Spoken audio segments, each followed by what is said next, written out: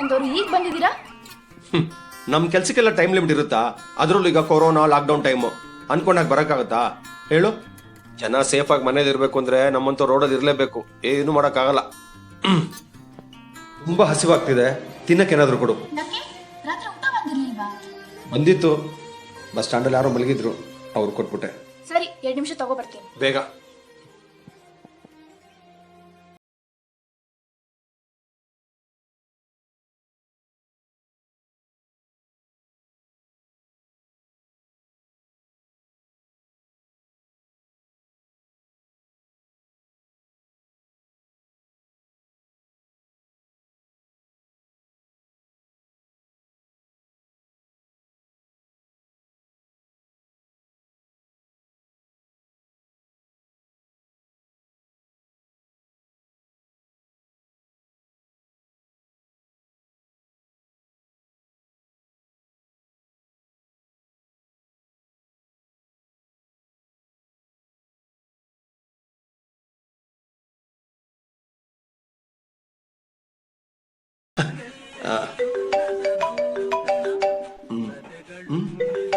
ಸಾಹೇಬ್ರೇನು ಕಾಲ್ ಮಾಡ್ತಿದಾರೆ?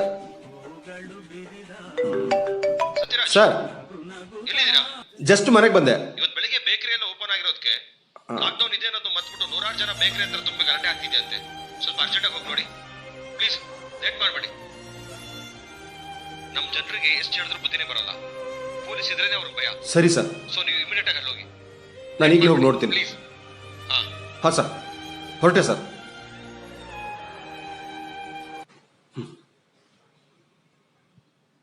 ಎಲ್ಲಿಗೆ ಹೊರಟ್ರಿ?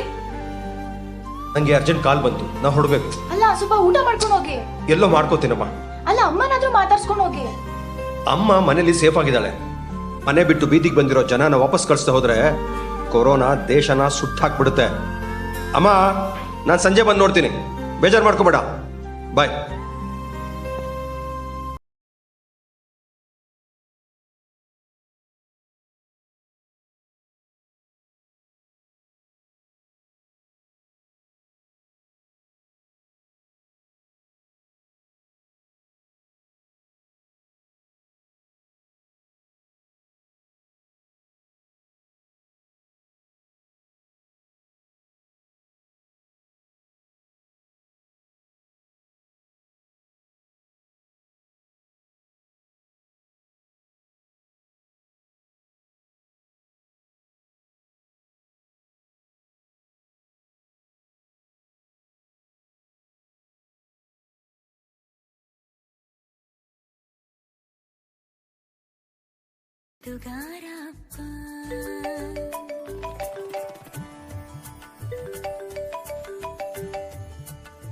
Hello doctor, ಎಲ್ಲಿದ್ದೀರಾ?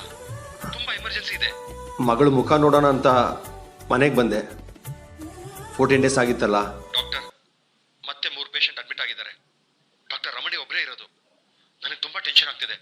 ಪ್ಲೀಸ್ ಬೇಗ ಬರ್ತೀರಾ? Please doctor. ನಾನು ಬರ್ತೀನಿ, you don't worry, I will come.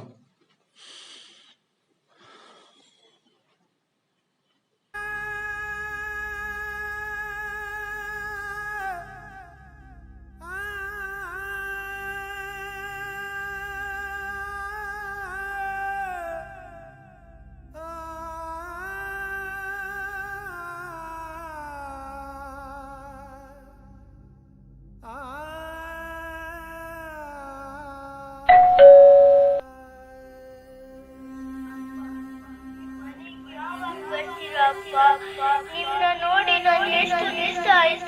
Please ಅಪ್ಪ ಬನ್ನಿ ಅಪ್ಪ, ನಾನು ನಿಮ್ಮನ್ನ ನೋಡ್ಬೇಕು, ನಿಮ್ ಜೊತೆ ಆಟ ಆಡ್ಬೇಕು. ಪ್ಲೀಸ್ ಅಪ್ಪ, ಪ್ಲೀಸ್ ಅಪ್ಪ.